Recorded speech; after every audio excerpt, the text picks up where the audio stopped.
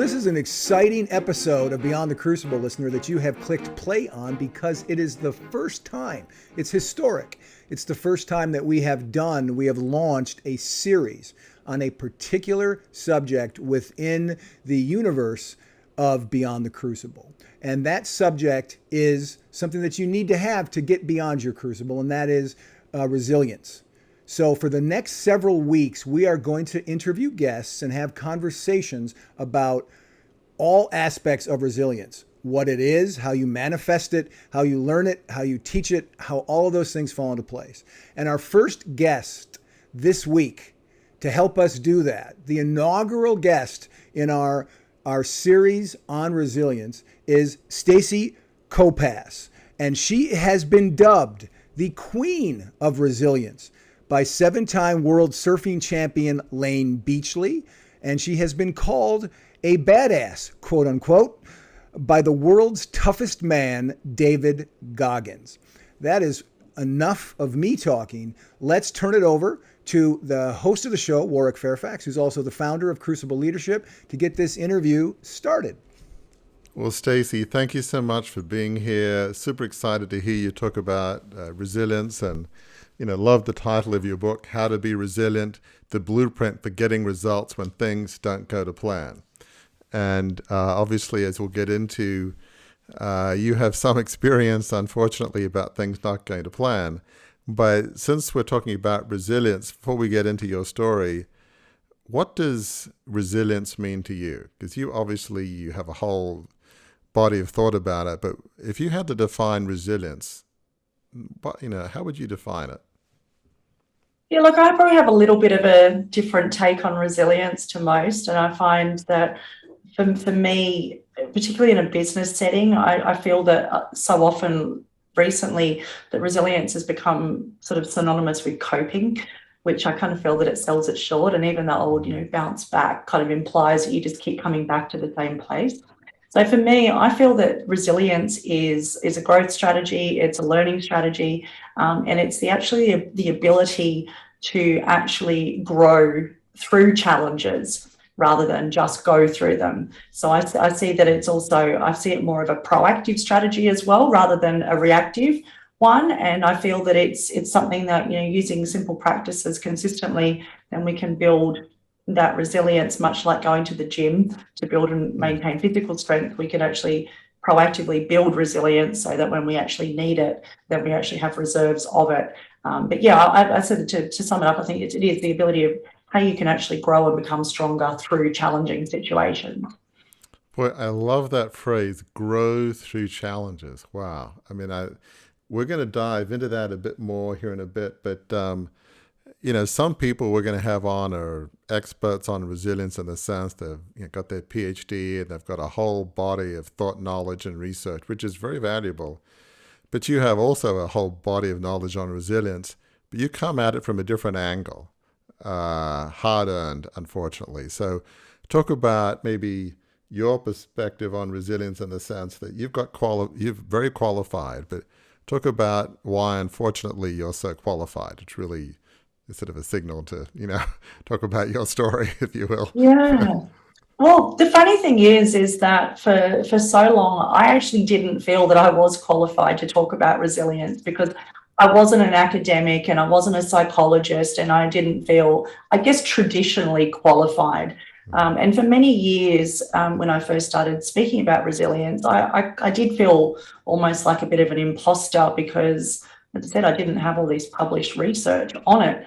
And then it was, one day in a room full of CEOs, I actually said, look, this is how it is. Like, I didn't think I was qualified, but ultimately I feel that, I've come through it from life experience. I kind of say that my approach is backed by life rather than backed by science.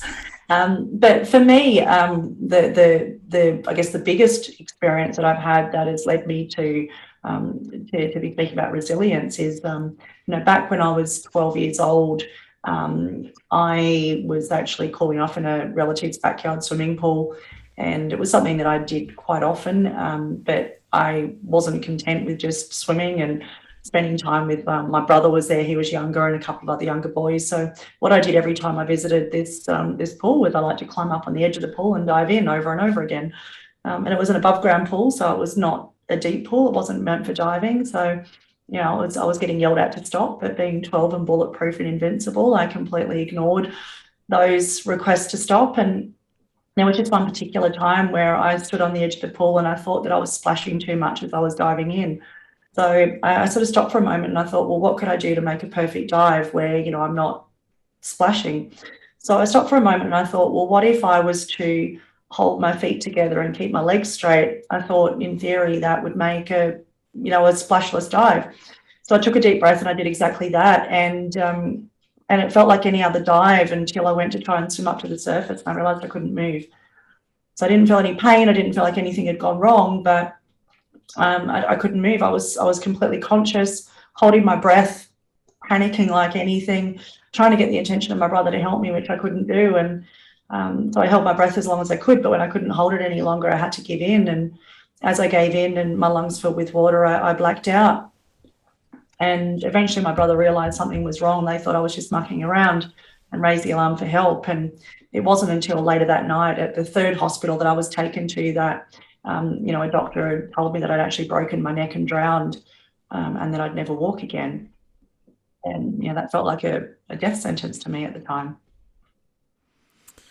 It's just amazing how you were just having this ordinary day. I mean, you talk about your story and just, I love the details of, I think you mentioned that, your mom and dad dropped you off and some other kids were going to the cricket center and it's like, do I really want to do that? Assuming it sounds a lot more fun. It was probably a hot day, which this is it was very hot. Yeah. This is in Sydney, I'm assuming. Yeah. Now, you mentioned later it was on the North Shore, the hospital, so it's on the North Shore. Just out of curiosity, what suburb was it? Not that Americans will know, but... No, well, I ended up at Royal North Shore Hospital and because I had a spinal injuries unit. Yeah. But I actually grew up in Campbelltown, so southwestern Sydney. It was absolutely nowhere near where the hospital was. Yeah, familiar with Campbelltown. My parents had a property growing up near Camden in a little small place called Narellan, which you might have come across now. It's a big housing development, which whole nother story. But and on behalf of all Americans, let me say I didn't understand any of those cities. So you were right, Warwick, about that. Yeah, so sorry about that, but curiosity. But so here it is, a perfectly normal day, and this you're just diving into this pool, and one of the other things people here won't get is. You were wearing a pretty cool swimming costume, as we say, a swimsuit, a Ken Doan swimsuit. Yeah. Now, people in America might not know, but he is a fantastic designer, artist. There used to be a shop in the Rocks area near Sydney, which I don't know that's there anymore, but we would get T-shirts and all sorts of things. So I had to believe having a Ken Doan swimsuit, that was probably one of your prized possessions, right? Because not everybody does. No, it was very new and I was very excited about it. And, I think I'd only probably worn it a couple of times and then, I feel, that having it cut off me, in the emergency room was, that wasn't part of the plan. That was for sure. So, I'm guessing those, obviously first few days, weeks, talk about that experience because you never get used to these things, but initially there's all sorts of, denial or what happened or so talk about those first days and weeks. What was sort of running through your mind and experiencing and. Yeah, look, the first few days, especially, like I was in a very bad way and, pretty heavily sedated with morphine and, so I think the thing with that is I didn't even know if I was awake or asleep half the time. It was just a really, really blurry time. But I do remember just sort of, just feeling like my life was over because, prior to that I was a pretty talented athlete. I had, really clear plans for what I was going to do with my life. I wanted to be a vet. I'd gotten into one of the, probably a very iconic, Sydney selective agricultural school for my secondary schooling, and so that was like the perfect next step to becoming a vet. So everything I identified as and everything I had that I was looking forward to just it was gone. So that was incredibly tough. And the other thing I was flat on my back for 8 weeks actually, with sandbags either side of my head. So it was like you spend a lot of time just staring at the ceiling. And I remember, at sometimes just the ceiling, particularly, in intensive care and stuff, where I spent the first few days, it was like had all these little dots in the ceiling, and I remember actually just counting, one side, this side, multiplying it, just trying to figure out how many dots there were on the ceiling, because that was just all there really was in front of me at that time.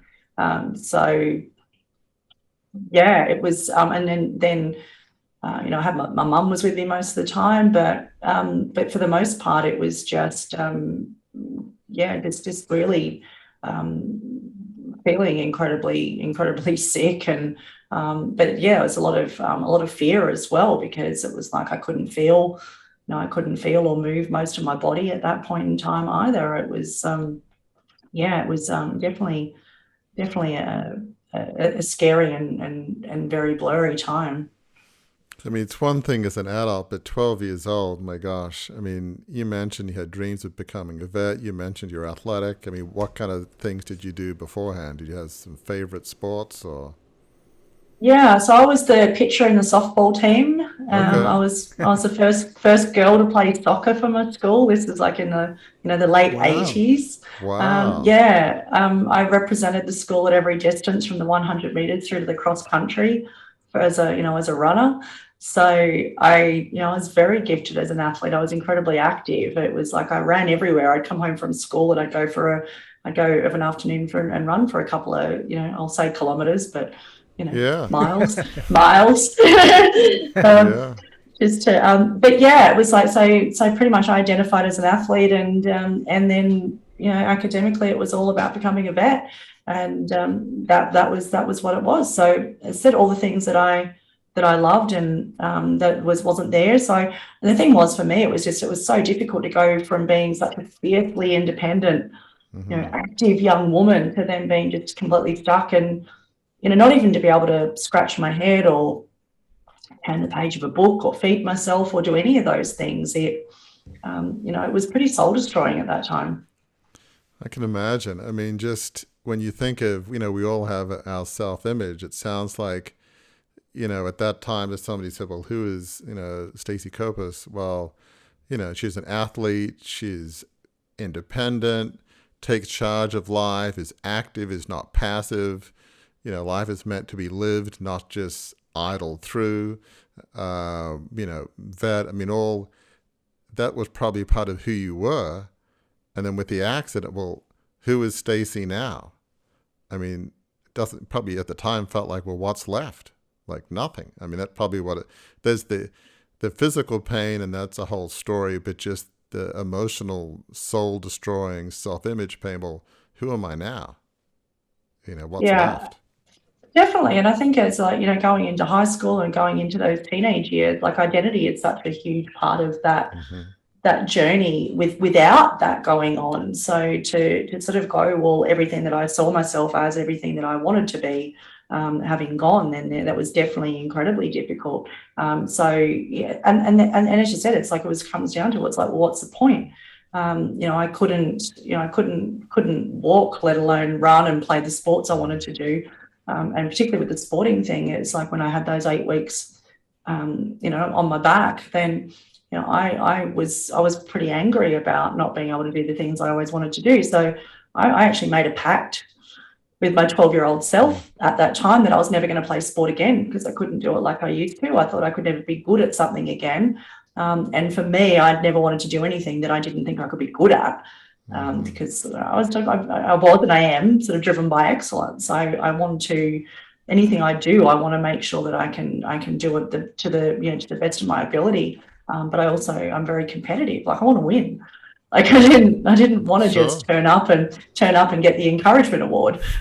You're not somebody that wants to get the participation award, right? No, I didn't want to get that one. Like, no, that was not me. And thankfully, I didn't grow up in the everyone gets a trophy generation. I'm a little bit older than that. So I don't think I would have fared well with that one either. Yeah, it's probably not very Australian, I suppose. Australians love sports. That is for sure. So talk about some of that journey in teenage years. I mean, physically, talk about the progression. I know you've had some challenges in the teenage years where, it's just understandably, it was a pretty dark time. So just talk about the rest of that time before we get to because things started switching around at some point. But talk about the rest of the teenage years before we get to the turnaround, if you will. Yeah, look, definitely the teenage years were pretty dark, and I was really bitter and angry and resentful. And ultimately, I was in the situation I was in because of the actions that I'd taken. So a lot of that was focused internally, but I was just this real stubborn, would not let anyone in on what was going on. And so I just kept on this whole, getting on with life facade, and just acted as if everything was okay. It wasn't great, but internally it was, I was struggling big time. And much like a lot of teens that aren't having a great time of things, then I sought some pretty unhealthy ways of dealing with how I was feeling. And I spent quite a lot of my time drunk and stoned. And at the time, like they were just outlets, or escapes. They were ways of not feeling the reality of what my life was like. So I look at it now and I'm like, wow, I sort of created these moments of artificial happiness. But in between, you sort of sink deeper and deeper into the pit of depression and despair and anxiety. But as I said again, I just sort of kept up the getting on with it, like nothing to see here. So that was incredibly challenging at the time.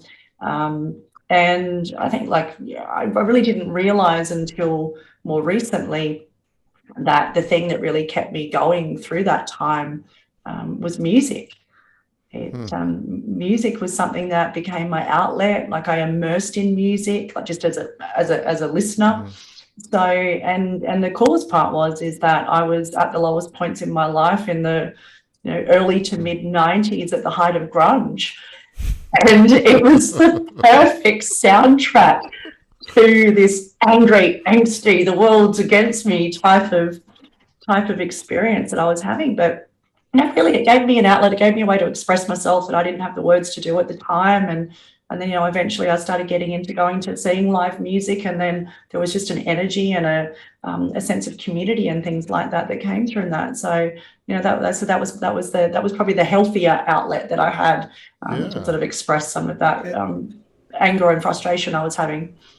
As we're talking about resilience, right? The series that we're launching today is about resilience. I want to read you something from an excellent book I read on the subject called How to Be Resilient, the Blueprint for Getting Results When Things Don't Go to Plan, by Stacey Copas. But one of the things that you wrote in there seems to perhaps connect to what you were just talking about. You wrote this about why resilience is so important. Have you ever noticed how some people appear to be unflappable even when major things go wrong, whereas other people fall to pieces? And you indicated that you were kind of, sort of holding it together, or, from the outside looking in, people would think, okay, she's handling it pretty well. And then you write this: resilience is this ability to keep it together when faced with a problem or a setback when others would fall apart. It's the ability and strength to cope when things don't go according to plan. Would you say that you really started to feel around in resilience when you discovered music? Was that sort of the first kind of manifestation of that, or did it come even earlier than that now that you look back? I think it's the funny thing with even the word resilience. It was a word that I would never have used. I never even recognized the word. It was something that came very, very much later in the piece. But I think doing that reverse engineering of the process then for me, I think probably the first part of it that really came down to it for me is was I had the opportunity about 6 months after I first left hospital to go and spend a week at a rehab centre, because at the time I was only 12 years old. So the doctor said, there was no facilities for children that had injuries like mine. So they just kept me in a hospital for 7 months. And so I didn't have access to the really specialised rehabilitation that most people get. So in my Christmas holidays, I had the chance to go and spend some time at the rehab centre. And in the first week, I was able to do all these things that I couldn't do for myself. And part of the what if started to kick in. I was like, what if I had had this chance earlier? How much better off could I have been? But that's when I really had to shift my focus and focus on what I had rather than what I'd lost. And so I think that was probably one of the earliest angles of resilience. I think if I look at it, in hindsight, was that ability to go, look, you can't focus on what you don't have anymore. It's you just focus on what you've got. And so that little shift in perspective, I found, was definitely helpful, because, again, if I now know that if we spend too much time, living in the past, then, that's where depression lives. So it was helpful to just go, look, just focus on what you've got, focus on what's ahead, focus on what you can do, rather than the handful of things that you can't do. So well said. Yeah, it's probably worth spending some time on those anchors. I imagine, people go through what you've gone through with these in our discussions. Can be a sense of anger at other people, at yourself. Gosh, why did I have to jump in the pool? Or, how come if I'd been 18 or 20, I would have got access? Or, angry at the system, at doctors. That you could probably, there's a list, right, from yourself to others. And it's easy to dwell in that, saying, what if, or just be angry. And so talk about that, because I imagine at some point you had to, I don't know if it's forgive yourself is the right word, or just stop beating yourself up. You were a 12-year-old kid. Kids do silly stuff. Most of the time, nothing happens, right? They break a leg. You could say, well, I was unlucky. Well, unlucky? That's not the right word. But so talk about how you were able to let go of maybe anger, because that, I'm sure, was one of the principles, both to yourself and to others. How did you manage to do that, to move on from that? Yeah, look, definitely anger was there. And I must say, like, the majority of that anger was directed at myself. Like, I realized, like, I had no one to blame. But I think that there's a bit of a default thing when something goes wrong, that people do look for something or someone to blame. But really, I had no one to blame except for myself. I was told not to do it. I ignored those warnings, and I still went ahead and did it. So, yeah, I think that was, so I took ownership of that anger. But yeah, it was getting towards the end of high school where I think things started to really shift, and I started to realize that particularly those destructive habits, I was getting incredibly foggy around, spending time stoned and stuff like that. And it was sort of starting to spill over into into my schoolwork and things like that. And I did have, one of those rock bottom moments where I really just didn't want to be here at all. And I did have a very close call where really the only thing that stopped me in a moment from ending it was the fear that someone would find me before I was gone, and I'd end up worse than where I was. And if I had had a guarantee at that time that wouldn't have happened, then I wouldn't be here today. So I'm very grateful that did kick in to sort of go, hey, Leon, this could be worse. I'm not one. I personally, I don't like this whole angle. It's like, someone else is always going to get worse off than you. I just don't. What does it really matter what's going on everywhere else? It's exactly. Like, take ownership of your own stuff. So there wasn't that, but I didn't want to end up worse than where I was. And I think that scared me, because I'd sort of found myself in that situation where I think there's so much stigma around that. There's so much judgment around, people that consider or do attempt and that sort of stuff. So that was a bit of a wake-up call for me. And ultimately, I got to the point where I had to make a decision And it was that, proverbial fork in the road where I had to say, well, look, am I going to get on with it or am I going to give up? And ultimately, I just went, well, look, I can't change what's happened. I can't, it's a fact. But what I can do is I can change how I feel about it. I can change the story I tell about it, and I can change what I do next. So there was that element of just having to make a decision. And so often people have gone, well, oh, it can't be that simple. And I'm like, well, yeah, it actually was. It just came to a point where it's like, you've just got to choose to get on with it. And I did. And so what I ended up doing then was I actually then, instead of looking back at that accident with, with negativity, I actually looked back at it with gratitude. And I actually looked at it and I become grateful, and I began to look for, how has this changed my life in a positive way, and what are the opportunities that I can have from this? And people sort of think, how the hell can ending up a quadriplegic and needing a wheelchair for the rest of your life be positive? But I did choose to embrace the positive aspects of it. And it's not to say that I don't have frustrations. I don't have days where, I get a little bit angry, where I get frustrated about the things that I can't do, if I'm having a day where the body's not cooperating with the mind. But for the most part, then that shift has left a lot of that anger behind. And I think once we can get past the anger, then that makes a huge difference, because I think that energy is not it comes from a place of scarcity. Whereas if we start to shift into, a perspective of gratitude and possibility, then it's a really abundant and open aspect and open viewpoint, and it's a place where we can actually look for, as I said, the opportunities and the possibilities, and it's amazing how that opens the world up.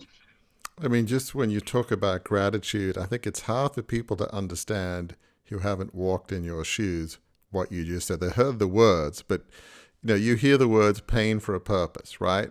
And it's like, oh yeah, right, pain for a purpose. Oh, of course, easy for you to say that, you're not. But gratitude, my gosh, that's a whole nother level than pain for a purpose. I mean, that is a mind-blowing shift in attitude. I mean, I don't know. I know. I think at one point, I read you were, wanted to compete in the 2016 Paralympics in Rio. But in terms of mindset Olympics, my gosh, that's worthy of a gold medal in my mind, right? I mean, that's just to. And you say genuinely, it's not just a line, to have gratitude for something like that. I mean, I don't know. To me, that's gold medal level, and and I'm not trying to be flippant here. I'm serious. That's an amazing attitude. I mean, people must, when you say that, they must. Even other people who've had physical challenges, they say, "What in the world are you talking about, Stacey?" I mean, yeah. But that, I think I've lost it completely. It's that choice. I mean, the fact that, you're smiling now, that in itself is a victory, right? I have a guess. I'm guessing that smiling is something you do a fair amount of in your day-to-day life. I mean, it's hard to believe, but I don't know. Am I correct that most days you're reasonably up? You have your moments, but you're not like a morose person, most days? Yeah, most days. Yeah, absolutely, most days. Like my default is to smile, and it's funny because it's even when I'm having the flat moments, then or if I'm pushing through a particularly hard workout, particularly, and I'm like, okay, these last couple of things are really hurting. But if I actually then smile, it's incredible how it actually changes your physiology completely, and it does. It just lifts you, and people sort of think, oh, again, that just sounds too simple, but they are simple. And the gratitude piece is, again, I don't think I consciously realized what I was doing at the time until many years afterwards. But that's what I say to people that are in any situation that's challenging. The first thing to do is just to stop and say thank you. Because even though it sounds counterintuitive, you can't actually feel bad about something you're grateful for. And it just shifts the energy completely, and it just comes back to creating an experience of gratitude. And again, that feeling of gratitude, it just comes from a place of possibility and abundance, and it just gives you the right mindset then to be able to to look more positively as well, and to actually just. But if we look around every day, there's just so much to be in awe about. And just the simplest things. Like sometimes I'll just sit and, I might just watch a leaf drift from a tree down to the ground and just be amazed by how that all happens. Amazed that we're even here at all. It's like I said, sort of situational gratitude. But yeah, I just think it's worked for me, and it's, as I said, it's always the first point. And I say, if you want to shift yourself out of out of a challenging situation, like I use gratitude mantras now for it. And I just sort of say, look, if you're in that moment, I just say, look, take a moment and just say, look, thank you for the opportunity to be who I am, where I am, with what I have at this moment in time. And it just shifts the energy completely. I want to shift to some of these key principles in your book. I think you got 9 and then some bonus ones, but just, it's funny, because we've been doing this podcast here for a little while. One of the things, and I think I want listeners to understand, you might say, oh, well, I've not gone through what Stacey's gone through, so who am I to complain? You almost feel, bad that, maybe it's a kid in high school and they're having trouble with grades or boyfriends or girlfriends. You feel like that's nothing compared to. But one of our earliest podcasts, we chatted to a guy, David Charbonnet, who was a U.S. Navy SEAL who was paralyzed in a training accident. He's, one of the best of the best. And I said, gosh, I'm almost, what I've gone through is nothing compared to what you've gone through. And he shot back and said, you know what? Your worst day is your worst day.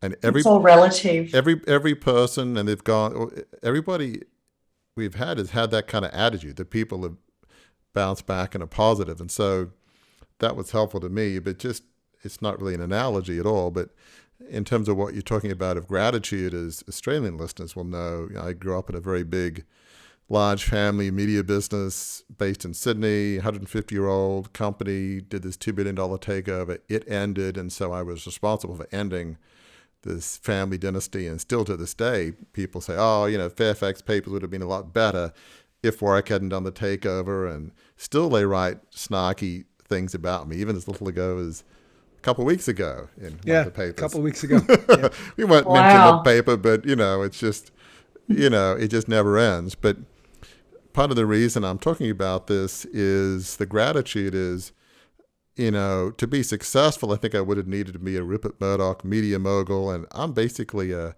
reserved, reflective person, would rather listen than pontificate, at least some of the time anyway. But I never could have voluntarily left, because I would have felt I let down my dad and grandfather and parents, and there's no way I could have left. But the gratitude part is, well, the only way I could have left was if I was forced to leave, and I was forced to leave. And now I have a wonderful life. My wife married, over 30 years, 3 wonderful kids, and they're from 30 to 20s. And I love what I do now with Crucible Leadership. None of that would have been possible. I might have been, I don't know, hundreds of millions of dollars richer. I'm still pretty comfortable.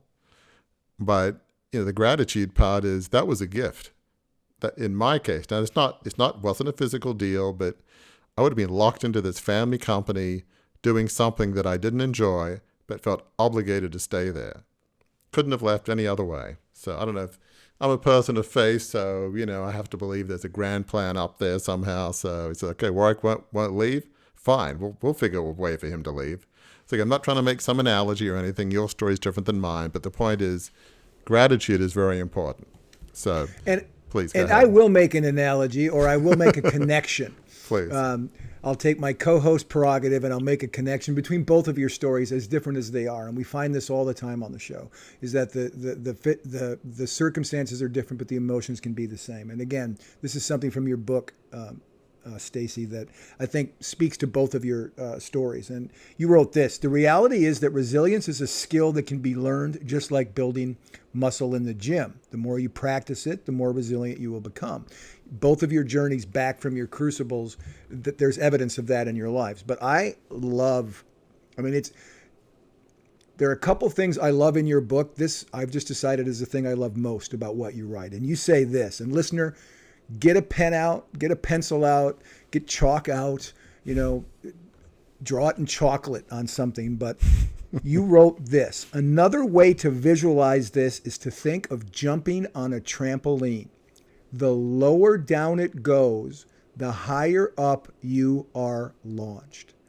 That is some powerful insight into what resilience really allows you to do.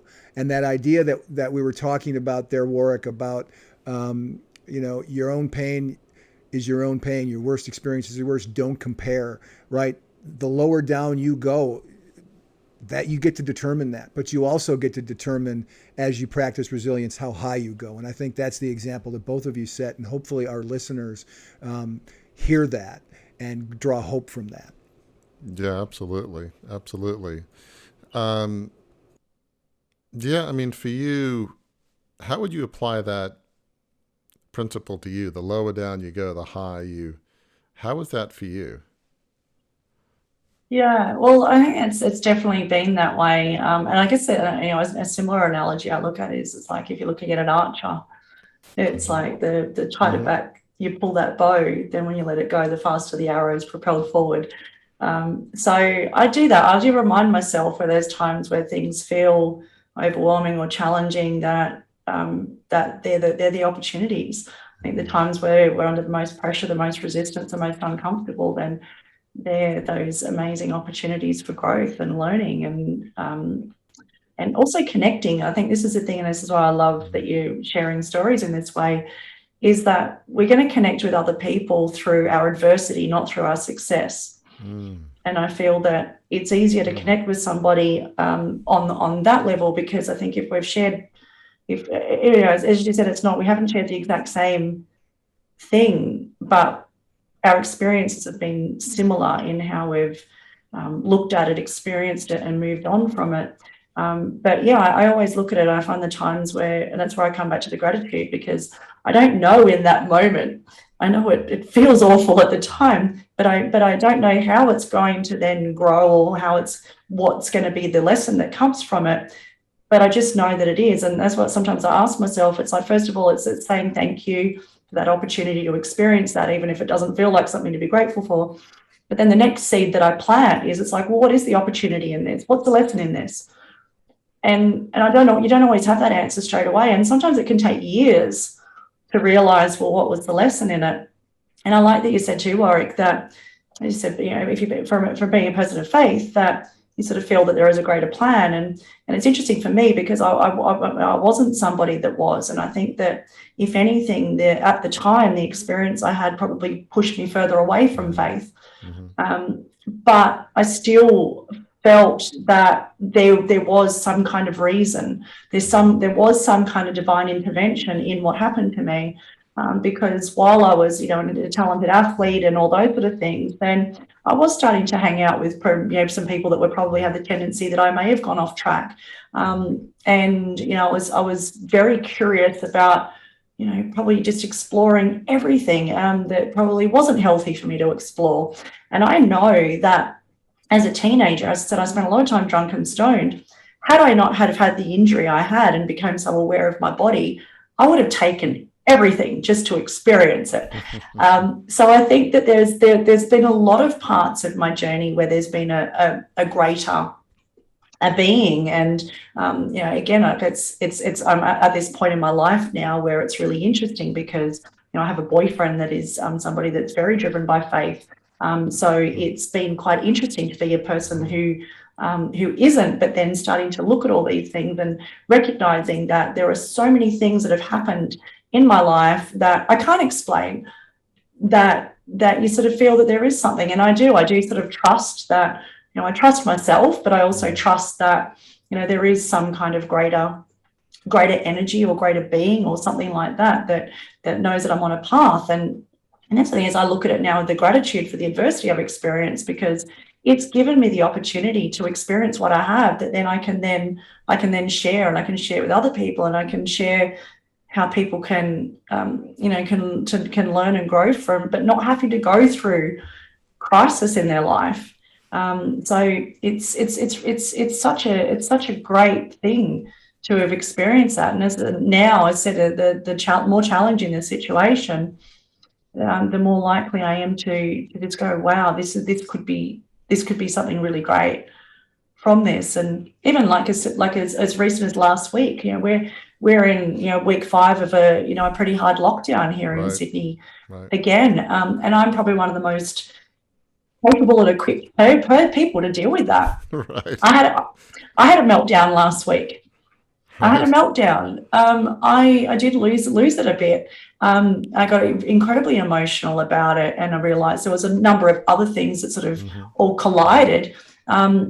But I just sort of thought, well, look, if I'm experiencing this and I've got all these skills and I'm positive and resilient and all this sort of stuff, then that also then reminded me that I'm needed more than ever to share what I share, to help others to sort of see that we're bigger than our circumstances. Just because things are challenging right now, we all have the ability to grow and get beyond it and become better people and be able to help people more as a result of the challenging experiences that we've had.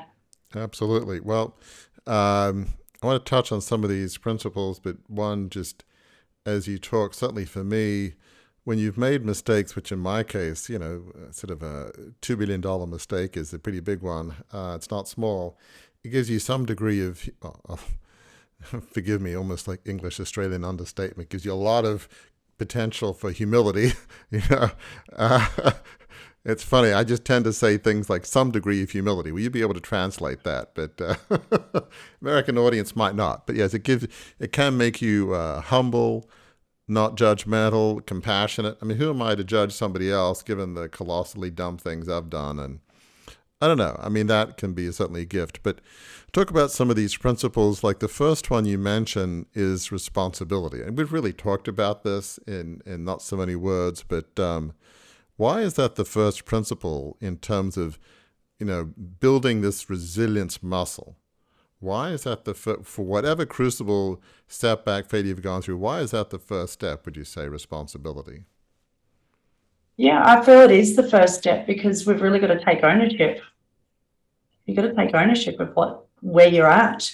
And even if the situation that you're in was a result of some external factors, then being in a place of blame again is that real negative energy, and it's an energy of scarcity, and it's very closed. So if you can come back and just go, well, look, I'm going to take responsibility for again what happens next. I think I look at it, and if you can take responsibility for finding solutions rather than focusing on problems, again, that just opens up the possibility for moving on, because I think I touched on that there's a tendency, and again we have a default reaction, and it is that looking for something or someone to blame, but then it's taking a moment and going again that gap between the reaction and the response, and then going, well, okay, well, what am I going to do next? But that's what I feel. If you can, for me, I've really looked at it, and it's been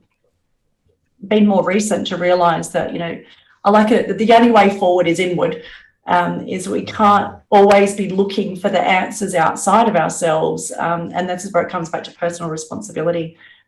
It's going on. It's what's that old saying, if it is to be, it is up to me. And just coming back to that, like really when we look at it, like no one's coming to save us, as much as people would like to think that. And if we get past that and realize that we just have to own this, and ownership is the first part, because you can't then go off on, and even if you've got like this, plan on how you're going to get past the situation, if you haven't owned it and accepted it, then it's always going to be there. It's always going to be festering under the surface, and it's going to blow up down the track.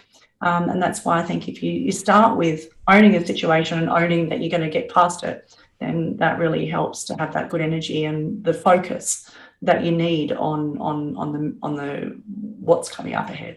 I mean, responsibility and excuses, the next are probably related, but it's like in relationships, it's a classic thing. Oh, he's awful, she's awful, it's all her fault, all his fault, right? It's never mine. It's always the other person's. And, sometimes, look, there are cases of abuse where it seems like, well, it sure seems like 99% his problem, whatever. I do get that. But in many cases, it isn't quite that black and white. And or in business, gee, I was fired. Well, my boss is an idiot, clearly. Well, maybe I'm not communicating well. Maybe everybody I works for me is scared.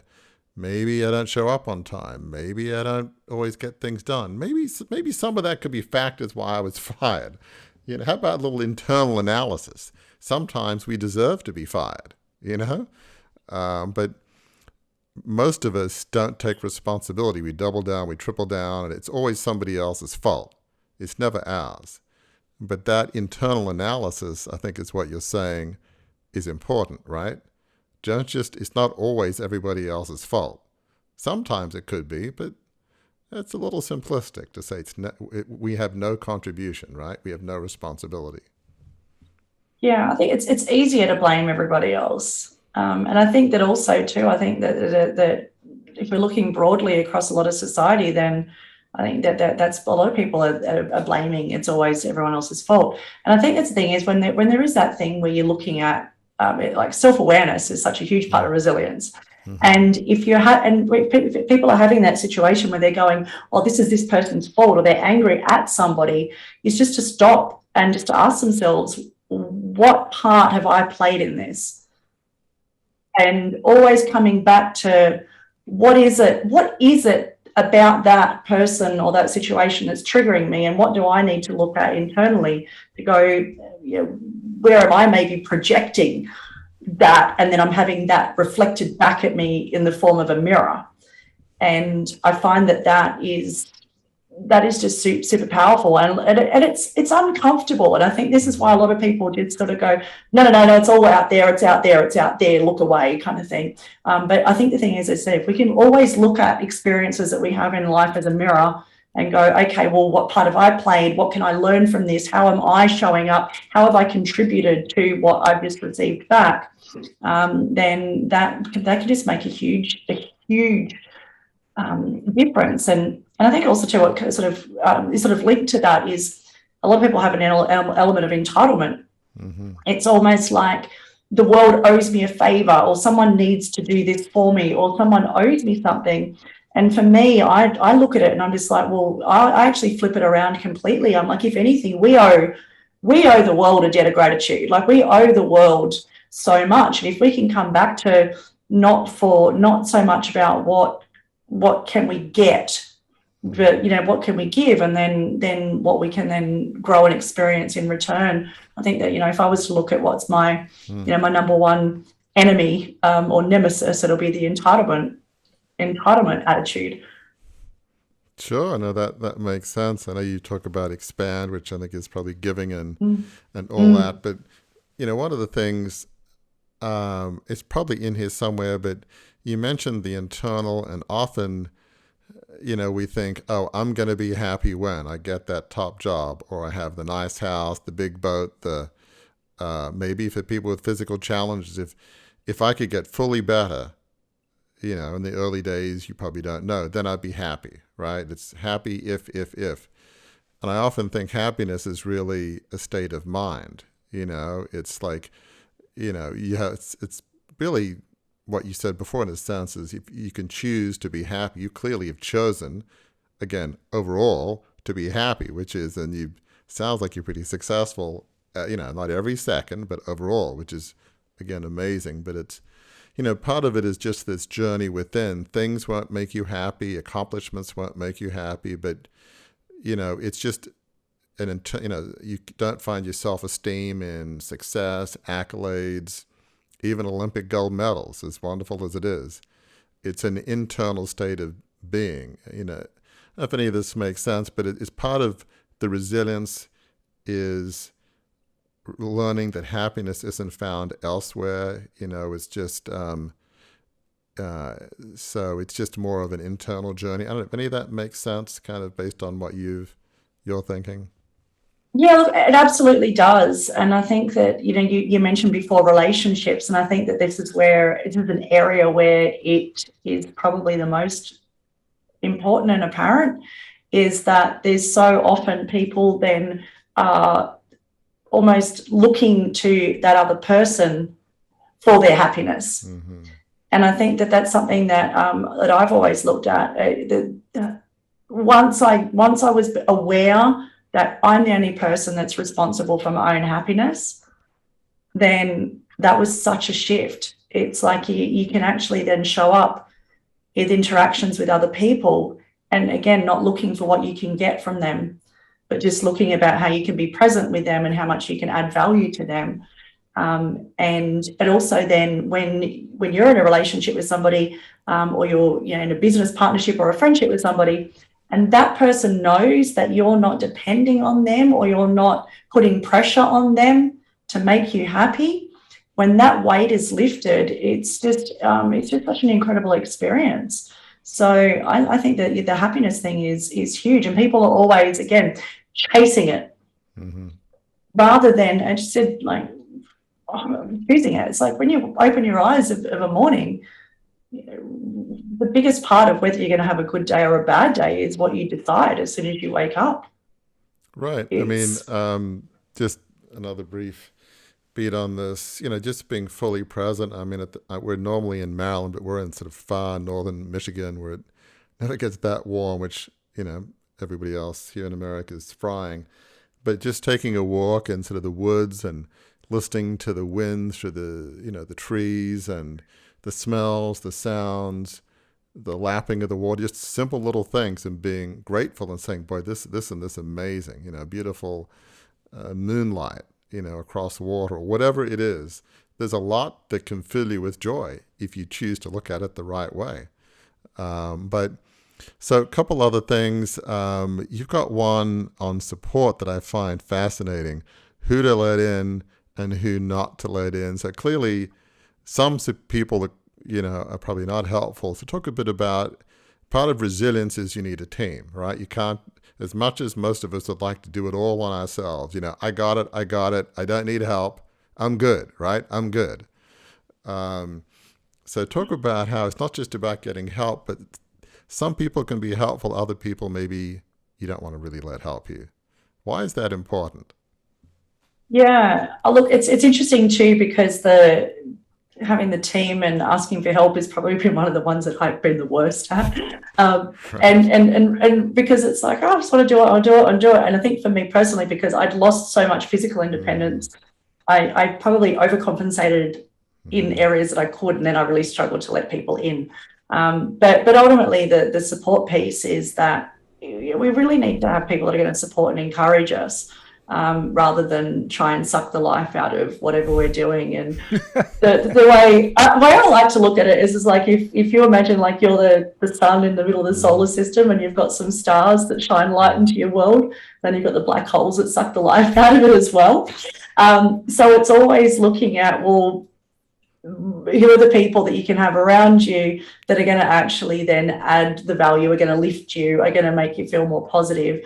But the difficulty is often the most negative people that we deal with are the people that are closest to us. It can be family, it could be a partner, it could be that friend we've had since high school that you just sort of feel obliged to keep around. And it could be a close work colleague. And then as far as that goes, then it's having to be conscious about what you share with them.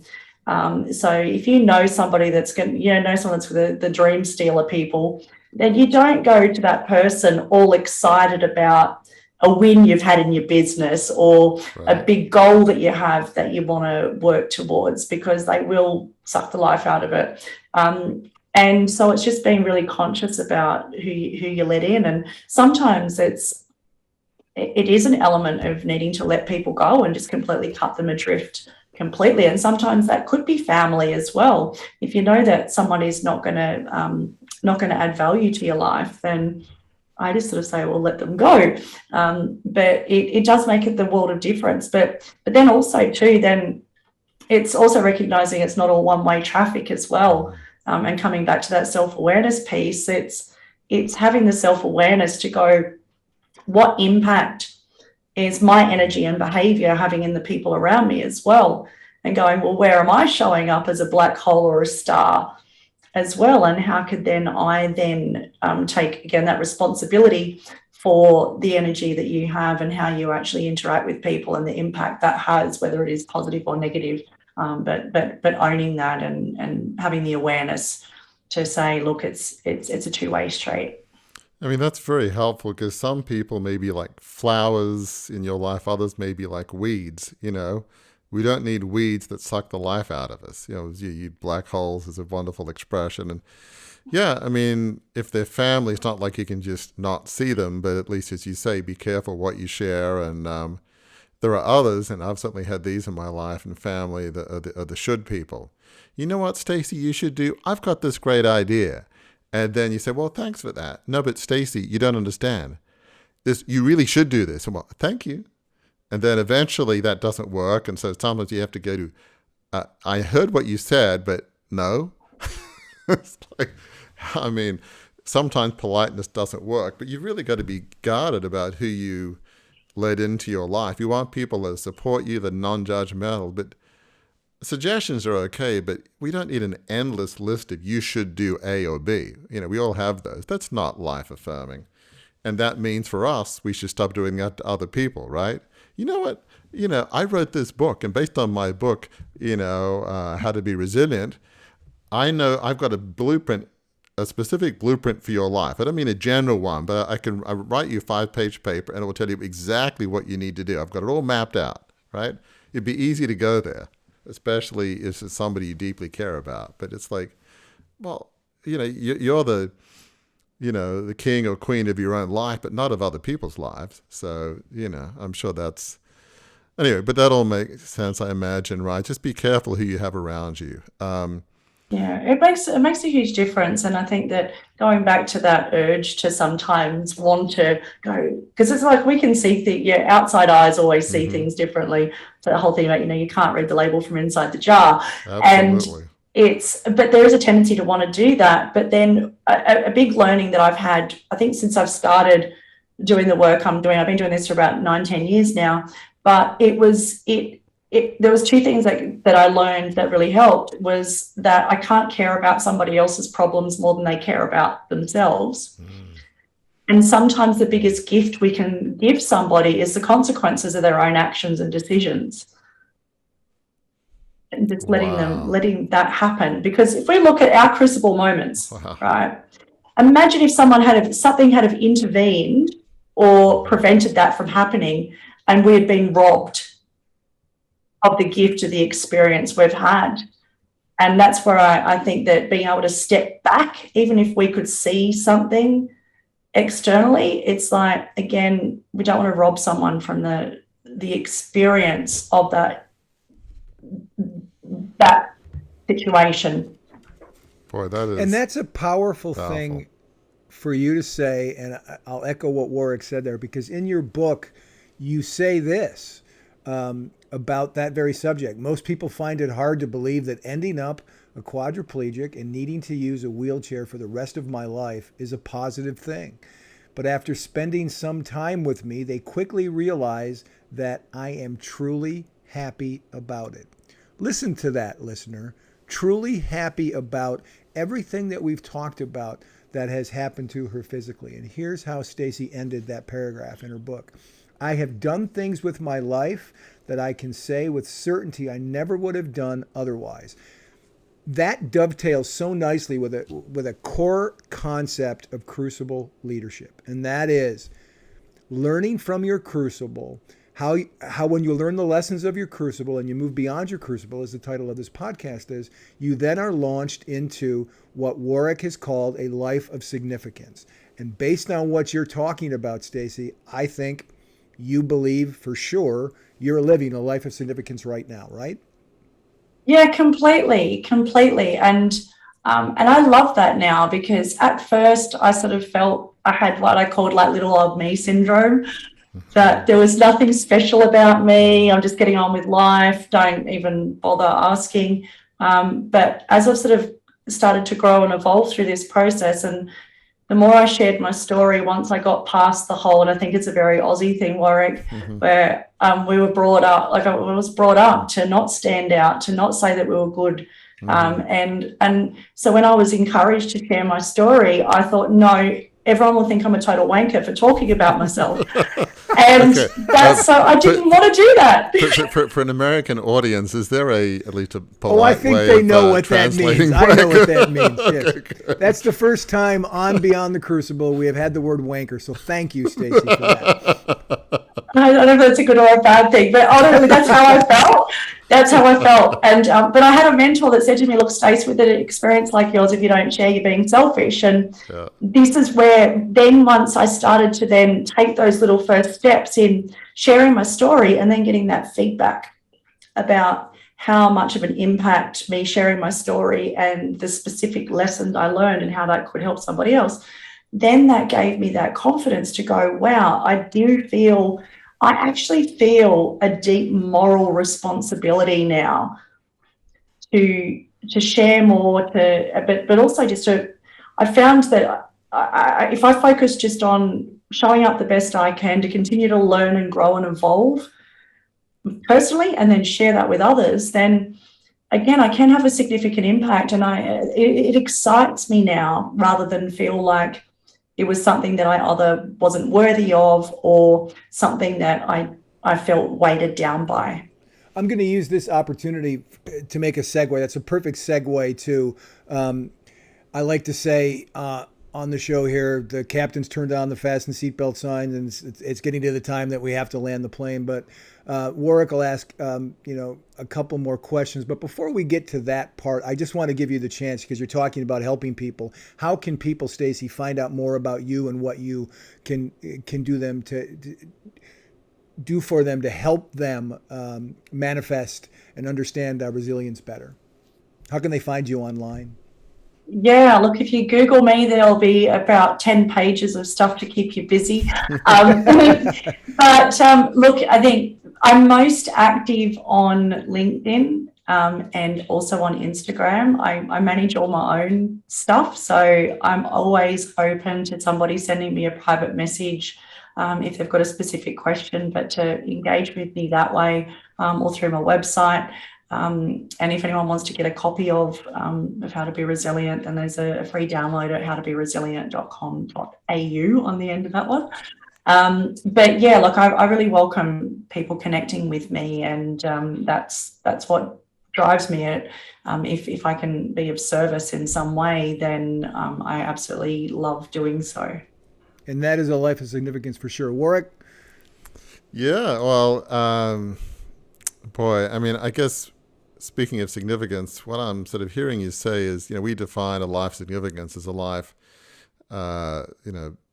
focused on serving others and dedicated to a higher purpose, whatever that may be for you, something that's more than just yourself. And you're living that life with your message of resilience and helping people, grow that muscle and bounce back from adversity. And now I found in my own life that as I do that, it feels me, it's really a path to joy and fulfillment when you feel like you're making a difference. Why am I here? Why is Stacey Copas here? Well, one reason is the impact you're having on people around you. Why did this happen to me? I don't know, but at least I'm using it for good. And this, I know for me, just, I don't know, some of the podcast guests we've had on, so, a place where people can be vulnerable and a safe place and all that. I mean, that matters more to me than, I've got a book coming out in October where I sell 10,000, 1 or 0. I don't really, that's frankly not my motivation.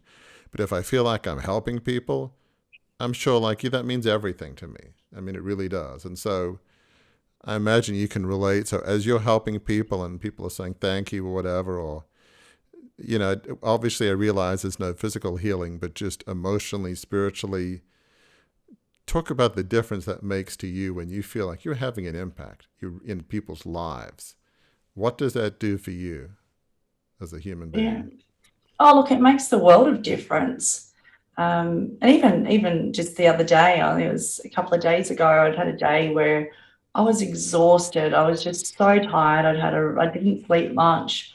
And then I had a coaching call with a client that I was helping with some career coaching, and just showed up and was completely present with her. And at the end of it, she spent several minutes saying about how much of a difference it made, how helpful it was, how I completely shifted her perspective, and just so many specific ways that the 45 minutes that we'd spent prior to that had completely shifted the way she looked at some different things in her career.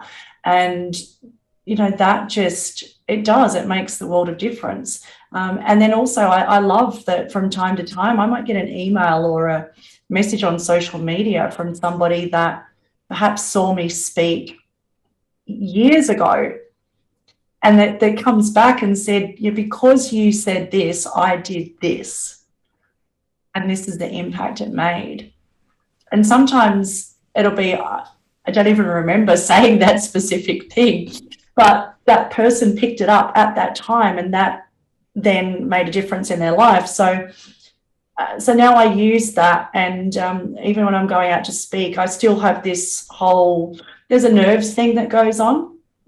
But what I actually do is I picture one person in the audience that is struggling with something in their lives, and I know that by me showing up as fully as I can in the moment and is completely present, and then gives everything I have for that hour, that could change that person's life. And that drives me. It fills my cup to get the feedback that because I said something or shared something that changed someone's life in some way. And I'm like, what a gift that is. I want to jump in, and I don't want to cut you off, Warwick, but I have to ask this question. That story, that beautiful story that you just described, Stacey, go back to that 12-year-old girl lying in the bed with the sandbags on the sides of her head, counting the dots in the ceiling. What do you think that 12-year-old girl would think of that story that you just said, that she would, if she wouldn't have known that would be who she'd grow up to be, someone who offers that kind of hope and encouragement in talking about and helping them manifest resilience to other people? Yeah, I don't think she would have believed it, that's for sure. But also too, I think that, look, she wouldn't have believed it. But then also my perspective on it is that if any second was different, then right now would be different.